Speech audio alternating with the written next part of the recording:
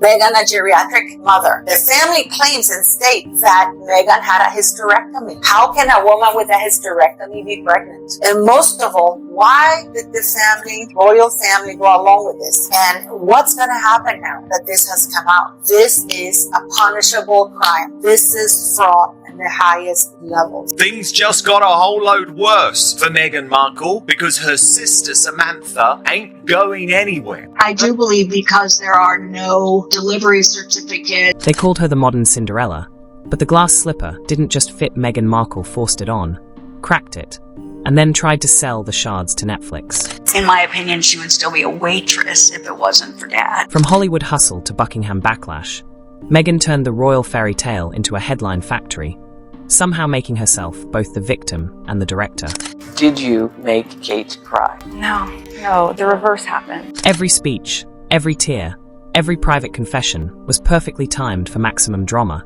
You almost have to admire the PR precision. When you have been lied about for a series of years, how hurtful that is. But behind the flawless filters and royal handholding, Samantha Markle, the sister who knows her best, claims there's a secret Meghan has been guarding tighter than the crown jewels. People think her kids are fake. They think they're AI. I'm going to quote Tom Bauer by saying, he said, look, we all laughed at Samantha and she was right. And everything she said has come true. A secret that could unravel everything. The pregnancies, the royal titles, even the line of succession itself. And there's a very big difference. It was deliberate. And when Samantha urged people to examine the timeline, the internet did, and what they found didn't just raise eyebrows. It set them on fire. If Samantha is right, Meghan's picture-perfect royal motherhood might be nothing more than a beautifully staged illusion. This scandal comes as no surprise. Speculation about the children has been simmering for years. So, buckle up, because this isn't the fairy tale the palace wants you to believe. It's the side of Meghan Markle they never expected anyone, especially her own sister, to expose. And once you see the cracks in this royal fantasy, you'll never look at the Duchess the same way again. Silence everybody and just produce a DNA sample. Every royal story has a villain, but in this one, Samantha Markle refuses to play the role Meghan wrote for her. For years, she watched her half-sister climb from cable TV actress to global Duchess, smiling for cameras, rewriting her past, and acting like she'd been born with a silver crown. Through it all, Samantha stayed quiet until the silence began to taste like betrayal. Behind the smiles and charity speeches, Meghan didn't just distance herself. She erased her entire family. The woman who preaches compassion couldn't return a single phone call to her wheelchair-bound father or to the sister who once defended her from bullies. Said, I lost my father. We knew that she didn't lose our dad. She iced our father. Samantha finally snapped. She said, if Meghan can rewrite history, then I'll remind the world what really happened. And then came her bombshell. A single cryptic line, people need to look at the timeline. No rage, no insults, just that one sentence. But it hit harder than any royal scandal before it, because everyone knew what she meant. Meghan's pregnancy timeline never quite made sense. The dates, the photos, the secrecy, the story was full of holes. And while Meghan's PR team scrambled to bury the chatter, Samantha just smiled, as if she knew something the rest of the world wasn't ready to hear. If you had those things, it would be very easy just to put them out there and say, this is what happened. This is what it is. But that was only the beginning. Once she started talking, the cracks in Meghan's perfect royal image began to split wide open. When Samantha said, look at the timeline, most people rolled their eyes until they did. Because the deeper you dig into Meghan's so-called miracle pregnancies, the messier it gets. In October 2018, Kensington Palace announced that Meghan was expecting just 5 months after her royal wedding. Cute, right? Except there were no hospital photos, no confirmed delivery doctors, and not a single witness who actually saw her go into labor. Has come forward and has absolutely revealed, and you're going to listen to her. She has absolutely revealed and confirmed that Rachel Meghan Markle was never pregnant, never gave birth to any children. Then there were the bump moments. That infamous clip where her belly seemed to fold as she crouched down. The internet called it an optical illusion, while others whispered prosthetic. Fast forward to 2021. Baby number 2, same pattern. No hospital sightings, no official birth certificate for weeks, and another round of strategic media silence. Every public appearance looked choreographed, like a movie production, hiding its plot twist. And yet the palace refused to clarify anything. They just smiled, waved, and let rumors breed like wildfire. That's when old reports resurfaced about Meghan's alleged surgery years earlier, one that, if true, would make natural pregnancies impossible. To most people, coincidences pile up until they stop looking like coincidences. And Samantha knew it. Her cryptic warning wasn't gossip, it was a breadcrumb trail. Because if those dates are real and that surgery happened, then every royal photo op since 2018 might be part of the biggest illusion the monarchy's ever staged. I don't like to say it, but I gotta say it. I don't know of anybody that cold to do this. But the next twist didn't come from the palace, it came from a woman named DL. She called herself DL. No royal title, no spotlight, just 2 letters and a story that could burn the whole palace down. For years, she stayed invisible, buried behind non-disclosure clauses and offshore contracts. But according to her, silence had an expiration date. DL claimed she wasn't just a witness, she was the woman who carried the royal children. Her words sent shockwaves through every corner of the internet. She described a world of marble clinics in Beverly Hills, guarded entrances, and code names that sounded straight out of a spy movie. Meghan and Harry attended consultations separately, always disguised and never signing anything under their real names. Every detail was rehearsed. Every visit timed perfectly with public events. DL claimed that after each procedure, she was told to disappear: no photos, no records, no acknowledgement. Her name wiped, her payments routed through shell accounts. She called herself the Ghost Mother, existing only in the shadows of a fairy tale. And when she finally spoke, her voice trembled not with fear, but with fury. They treated me like a vessel, like I didn't exist. Her confession wasn't a tabloid headline. It was a direct hit at the royal narrative itself. I'll tell you why. What she told the royal family, what she told Harry, wouldn't have jived, wouldn't have been consistent with the truth. But DL didn't stop with words. She said she had proof, and what she showed next, even Samantha hadn't seen coming. When DL finally broke her silence, she didn't come with gossip. She came with receipts. Not the kind you post on Twitter, but the kind that make even seasoned journalists sit up straight. She produced clinic intake forms stamped with 2018 and 2020 dates, ultrasound images labeled under code names, and digital payment logs tracing funds through 3 separate shell companies. According to her, every document matched the timeline of Meghan's pregnancies. Even the clinic's appointment timestamps lined up with the palace's photo ops. Like puzzle pieces no one was supposed to fit together. Then came the screenshots, encrypted emails, initials hinting at royal aliases, and non-disclosure clauses threatening legal ruin if she ever spoke. Here, the doctor talks about both the children. And listen to what she says. So you tell me to tell you something that maybe a dozen people actually know that's going to come out very soon, okay? Meghan Markle, the reason why you watch her interviews and she just seems off. She's owned by a pharmaceutical company. The 2 children that she had, they're not hers. She didn't have them with Harry, and how her and Harry met is that she's... DL said the money stopped halfway through the second pregnancy, and that silence was meant to be the final payment, but she refused to disappear this time. Her evidence spread online faster than the palace could blink. Forums exploded, hashtags trended, and journalists scrambled to verify what they could, which frustratingly wasn't much. Still, the coincidences were too sharp to ignore.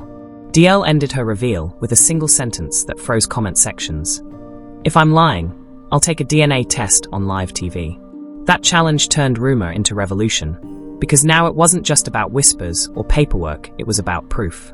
And when the palace didn't respond, people began asking the question they weren't supposed to ask.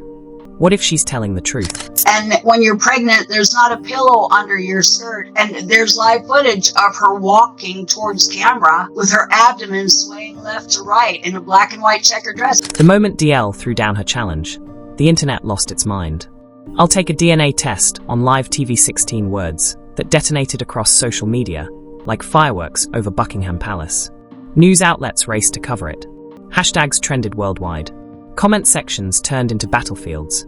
One side calling DL a hero, the other labeling her a fraud chasing 15 minutes of fame. But for every skeptic, another person whispered, "What if she's right?" Rumors turned into investigations. Talk shows begged DL to appear. Tabloids offered 6-figure deals. YouTube channels dissected every frame of her interview like it was a blockbuster film. Through it all, Meghan and Harry stayed silent. Not a single denial, not a statement, nothing. The silence spoke louder than any press release ever could. Then Samantha stepped back into the storm without confirming or denying DL's claim, simply posting a quote from her father. "The truth doesn't fear questions." It was subtle, but it was gasoline on a royal bonfire already burning out of control. But if you look at this, Meghan Markle has been incredibly quiet about the birth, but mostly the pregnancy of these children. Everything has been shady. The one who's been blabbing and saying crazy things is Prince Harry. The palace held emergency meetings. Publicists scrambled, and insiders leaked that conversations about legitimacy had begun behind closed doors. What started as a sister's warning had morphed into a constitutional nightmare. Because if DL's test proved real, if the DNA didn't match, it wouldn't just rewrite a family story. It would shake the foundations of the monarchy itself. And the next revelation made that possibility even darker. When whispers turned to legal speculation, the story crossed a line even tabloids feared to touch. This wasn't just gossip anymore. It was about the throne. British succession law has an old-fashioned rule buried in its pages. Every royal heir must be born of the body. It sounds archaic, but it's the backbone of royal legitimacy. And if DL's story were ever proven true, it could mean the Sussex children technically stand outside that requirement.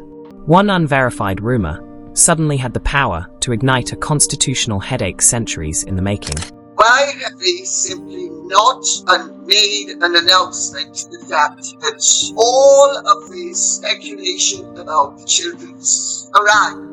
Behind palace gates, insiders claimed there were frantic phone calls with legal advisors and quiet briefings to keep journalists from asking dangerous questions. Lawyers debated whether modern surrogacy laws could override royal tradition. Politicians avoided microphones like landmines.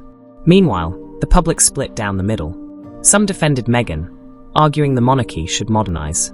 Others demanded transparency from a family that trades on bloodlines. Conspiracy channels poured gasoline on both sides, and every theory, no matter how wild, found an audience. For the first time, the conversation wasn't about Meghan versus Samantha, it was about whether the monarchy itself could survive another scandal. According to several palace insiders, that fear wasn't paranoia, it was strategy. Because when the crown's image starts to crack, history shows one rule always follows. Protect the institution, even if someone else takes the fall. The palace said nothing, not a whisper, not a headline correction, just that signature Windsor stillness that has buried 1,000 scandals before. But this time, silence wasn't power, it was gasoline. Every hour, without a statement, made speculation louder. TV panels argued over strategic restraint, while online sleuths hunted for clues in old photos and baby announcements. Sussex supporters cried witch hunt. Skeptics shouted cover up. And in the middle stood Samantha, holding court on talk shows like a woman who had already accepted her role as royal exile.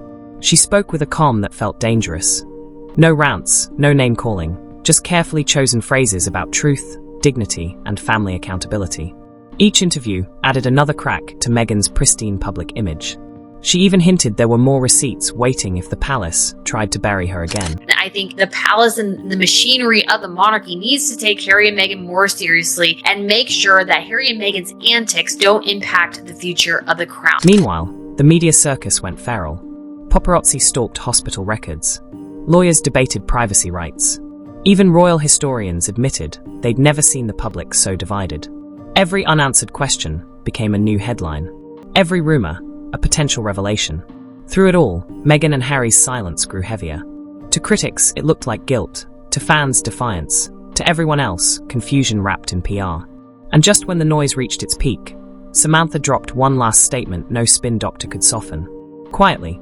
No press conference, no camera crew, just Samantha Markle sitting in a dim studio. One mic, one final chance to speak her piece. The interviewer asked her point blank, "Do you regret saying all this?" She paused, looked straight ahead, and dropped 10 words that froze the room. Regret only if the truth stops being the truth. The line hit harder than any headline. It wasn't rage, it was resignation. You could see the years of distance, rejection, and disbelief finally weighing on her. She wasn't begging to be believed anymore. She was daring people to prove her wrong. Samantha spoke of family dinners that never happened, phone calls that never came, and a sister who had turned her life into a fairy tale built on selective memory. Her tone wasn't jealous. It was surgical, cold, precise. She said she didn't want fame or pity, only for the lies to stop echoing louder than the facts. In this case, about whether you think the birth was real, whether you think there was a surrogate, whether you think Meghan was wearing a moon bar, the fact is, Harry and Meghan lied. Buckingham Palace lied on their behalf. There was a complete cover-up over the birth of Prince Archie. And when the interview ended, she left the world with one more line. History will remember who told the truth first.